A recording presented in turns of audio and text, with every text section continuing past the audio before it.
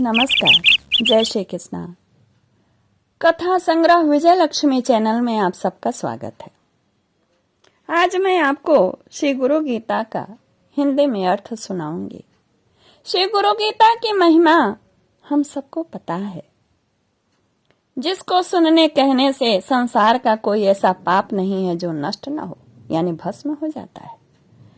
और हिंदी में लेकर इसलिए मैं प्रस्तुत हुई हूं कि महिमा हमें अच्छे से समझ में आएगी। संस्कृत में स्वाध्याय करने से समस्त सुखों पुण्यों, गुरु की कृपा से ईश्वर की प्राप्ति और समस्त पापों का नाश अवश्य होता है। लेकिन हिंदी में अर्थ समझ लेंगे और फिर स्वाध्याय करेंगे तो आपको ज्यादा ही फायदा होगा। और लोक भाषा को तो भगवान शिव ने प्राथमिकता तो दी ही है। श्री रामचरितमानस को लोक भाषा में उन्होंने रचाया श्री तुलसीदास जी के द्वारा। आइए हिंदी में भी सुनिए और संस्कृत में किसी गुरु के मुख से सुनिएगा। सर्वप्रथम आप अपने गुरु का ध्यान कर लें, स्मरण कर लें और फिर सुनिए। पहला अध्याय है, जो ब्रह्म अचिंत्य अव्यक्त तीनों गुणों से रहित फिर भी देखने वाले के अज्ञान की उपाधि से त्रिगुणात्मक और समस्त जगत का अधिष्ठान रूप है, ऐसे ब्रह्म को नमस्कार हो। ऋषियों ने कहा है, हे महाज्ञानी, हे वेद वेदांगों के निष्णात, प्यारे सूत जी, सर्व पापों का नाश करने वाले गुरु का स्वरूप हमें सुनाओ। अब ये तीसरे चौथे श्लोक का मैं हिंदी में अर्थ सुना रही हूँ। जिसको सुनने मात्र से मनुष्य दुख से विमुक्त हो जाता है, जिस उपाय से मुनियों ने सर्वज्ञता प्राप्त की है, जिसको प्राप्त करके मनुष्य फिर से संसार बंधन में बंधता नहीं है, ऐसे परम तत्व का कथन आप करें। आगे आप 5वें श्लोक का हिंदी में अर्थ सुनिए। जो तत्व परम रहस्यमय एवं श्रेष्ठ सारभूत है और विशेष कर जो गुरु गीता है, वह आपकी कृपा से हम सुनना चाहते हैं। प्यारे सूत जी, वे सब हमें सुनाइए।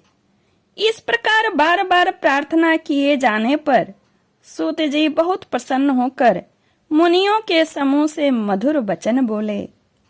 सूतवाच, सूत जी ने कहा, हे सर्व मुनियों, संसार रूपी रोग का नाश करने वाली मात्र स्वरूपणी, माता के समान ध्यान रखने वाली गुरु गीता कहता हूँ, उसको आप अत्यंत श्रद्धा और प्रसन्नता से सुनिए।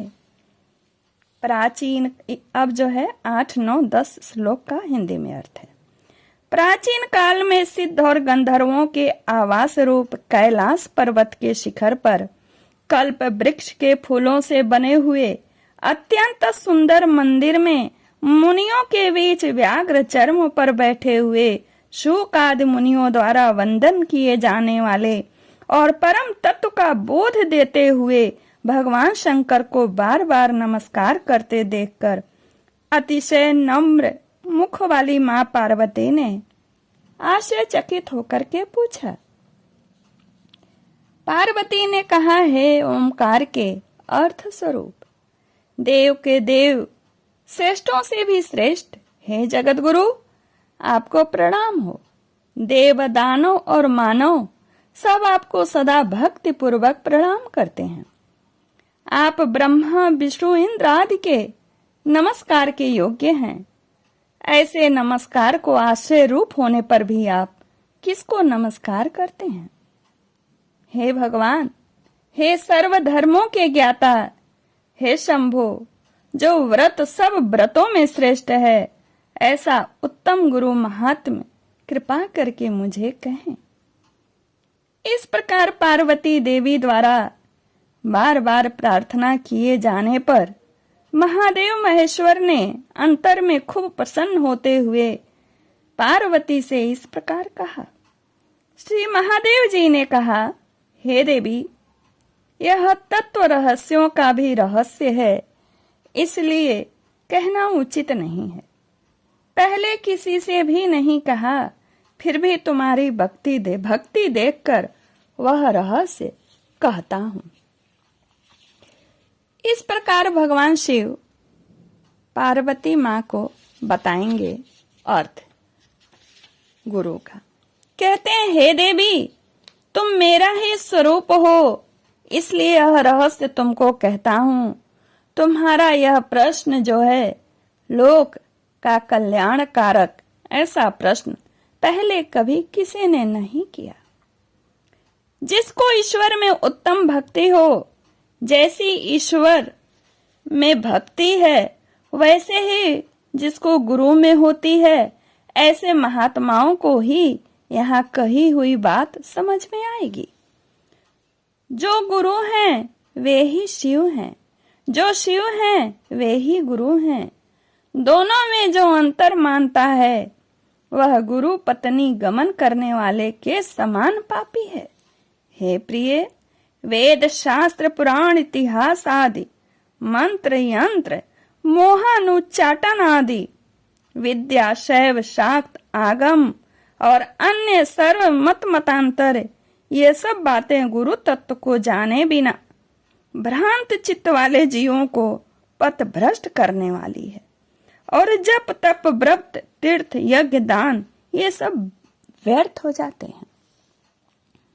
हे सुमुखी, आत्मा में गुरु बुद्धि के सिवा अन्य कुछ भी सत्य नहीं है। इसीलिए इस आत्मज्ञान को प्राप्त करने के लिए बुद्धिमानों को प्रयत्न करना चाहिए।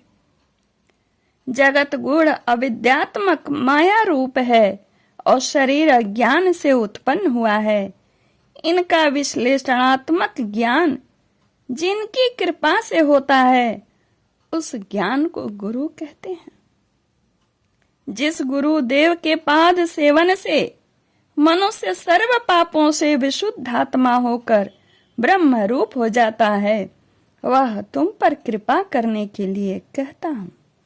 श्री गुरुदेव का चरणामृत पाप रूप कीचड़ का सम्यक शोषक और ज्ञान तेज का सम्यक उद्दीपक है और संसार सागर का सम्यक तारक है। अज्ञान की जड़ को उखाड़ने वाले, अनेक जन्मों के कर्मों और को निवारने वाले, ज्ञान और वैराग्य को सिद्ध करने वाले श्री गुरुदेव के चरणामृत का पान करना चाहिए।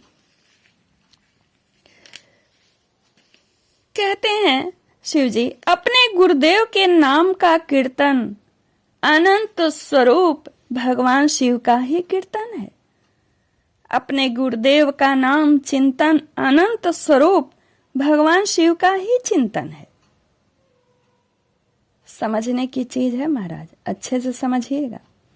गुरुदेव का निवास स्थान काशी क्षेत्र है। श्री गुरुदेव का पादोदक यानी चरण धो के जो जल है वह गंगा जी है। गुरुदेव भगवान विश्वनाथ और निश्चित ही साक्षात तारक ब्रह्म है। गुरुदेव की सेवा ही तीर्थराज गया है। गुरुदेव का शरीर अक्षय वट वृक्ष है।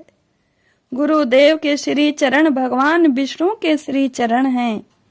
वहां लगाया हुआ मन तदाकार हो जाता है। ब्रह्म श्री गुरुदेव के मुखार बिंदु वचनामृत में स्थित है। ध्यान दीजिए, गुरु जो कहते हैं उसमें ब्रह्म है। वह ब्रह्म उनकी कृपा से ही प्राप्त हो जाता है। इसलिए जिस प्रकार स्वेच्छाचारी स्त्री अपने प्रेमी पुरुष का चिंतन करती है, उसी प्रकार सदा गुरुदेव का ध्यान करना चाहिए। अपने आश्रम यानी ब्रह्मचर्य आश्रम आदि, जात कीर्ति पद प्रतिष्ठा पालन पोषण ये सब छोड़कर गुरुदेव का ही सम्यक आश्रय लेना चाहिए। विद्या गुरुदेव के मुख में रहती है। वह गुरुदेव ही भक्ति से ही प्राप्त होती है। गुरुदेव की भक्ति से ही विद्या प्राप्ति होती है। यह बात तीनों लोकों में देव ऋषि पितृ और मानव द्वारा स्पष्ट रूप से कही गई है।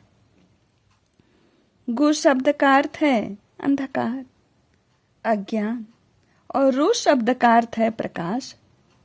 अज्ञान को नष्ट करने वाला जो ब्रह्म रूप प्रकाश है वह गुरु, इसमें कोई संशय नहीं है। गुकार अंधकार है, उसको दूर करने वाला रूकार है। अज्ञान रूपी अंधकार को नष्ट करने के कारण ही गुरु कहलाते हैं। गुकार से गुणातीत कहा जाता है, रूकार से रूपातीत कहा जाता है। गुण और रूप से परे होने के कारण ही गुरु कहलाते हैं। गुरु शब्द का प्रथम अक्षर गुकार माया आदि गुणों का प्रकाशक है और दूसरा अक्षर रूकार माया की भ्रांति मुक्ति देने वाला पर ब्रह्म है। गुरु सर्वश्रुति रूप श्रेष्ठ रत्नों से सुशोभित चरण कमल वाले हैं और वेदांत के अर्थों के प्रवक्ता हैं। इसलिए श्री गुरुदेव की पूजा करनी चाहिए, जिनके स्मरण मात्र से ज्ञान अपने आप प्रकट होने लगता है और वे ही सर्व संपदा रूप हैं। अतः श्री गुरुदेव की पूजा करनी ही चाहिए। संसार रूपी वृक्ष पर चढ़े हुए लोग नरक रूपी सागर में गिरते हैं, उन सब का उद्धार करने वाले श्री गुरुदेव को नमस्कार हो। जब विकट परिस्थिति उपस्थित होती है तब वे ही एक मात्र परम बांधव और सब धर्मों के आत्म स्वरूप हैं। ऐसे श्री गुरुदेव को नमस्कार हो। संसार रूपी अरण्य प्रवेश करने के बाद दिग्मूढ़ की स्थिति में जब कोई मार्ग नहीं दिखाई देता है, चित्त भ्रमित हो जाता है, उस समय जिसने मार्ग दिखाया उन श्री गुरुदेव को नमस्कार हो। इस पृथ्वी पर त्रिविधता आदि व्याधि उपाधि रूपी अग्नि से जलने के कारण अशांत हुए प्राणियों के लिए गुरुदेव ही एकमात्र उत्तम गंगा जी हैं। ऐसे श्री गुरुदेव को नमस्कार है। 7 समुद्र पर्यंत के सर्व तीर्थों में स्नान करने से जितना फल मिलता है वह फल श्री गुरुदेव के चरणामृत के एक बिंदु के फल का 1000वां हिस्सा है। यदि शिव जी नाराज हो जाएं तो गुरुदेव बचा लेंगे, जबकि आप जानते ही है ना, नमामि शमीशान रुद्राष्टक जो है उसमें गुरु ने ही बचाया ना, काक भुसुंडी जी के पूर्व जन्म में। किंतु गुरुदेव नाराज हो जाएं तो बचाने वाला कोई नहीं है। अतः गुरुदेव को संप्राप्त करके सदा उनकी शरण में रहना चाहिए। गुरु शब्द का गु अक्षर गुणातीत अर्थ का बोधक है, रू अक्षर रूप रहित स्थिति का बोधक है। ये दोनों गुणातीत और रूपातीत स्थितियां जो देते हैं उनको गुरु कहते हैं। हे प्रिय, शिव जी कहते हैं मां पार्वती से, हे प्रिय, गुरु ही 3 नेत्र रहित 2 नेत्र वाले साक्षात शिव हैं। 2 हाथ वाले भगवान विष्णु हैं और 1 मुख वाले ब्रह्मा जी हैं। देव किन्नर गंधर्व पितृ यक्ष तुम्बुरु गंधर्व का एक प्रकार है ये, और मुनि लोग भी गुरु सेवा की विधि नहीं जानते। हे प्रिय, तार्किक वैदिक ज्योतिषी कर्मकांडी तथा लौकिक जन निर्मल गुरु तत्व को नहीं जानते। तप और विद्या के बल के कारण से और महा अहंकार के कारण से जीव इस संसार में रहट की तरह बार बार भटकता है। यदि गुरु तत्व से परांगमुख हो जाए तो याज्ञिक मुक्ति नहीं पा सकते, योगी मुक्त नहीं हो सकता और तपस्वी भी मुक्त नहीं हो सकते। गुरु की सेवा से विमुख गंधर्व पितृ यक्ष चारण ऋषि सिद्ध और देवता आदि मुक्त नहीं हो सकते। इस प्रकार श्री स्कंदोत्तर खंड में शिव पार्वती संवाद में गुरु गीता का यह प्रथम अध्याय है। नमस्कार। जय श्री कृष्णा। मैंने संस्कृत में अर्थ नहीं पढ़ा, सिर्फ हिंदी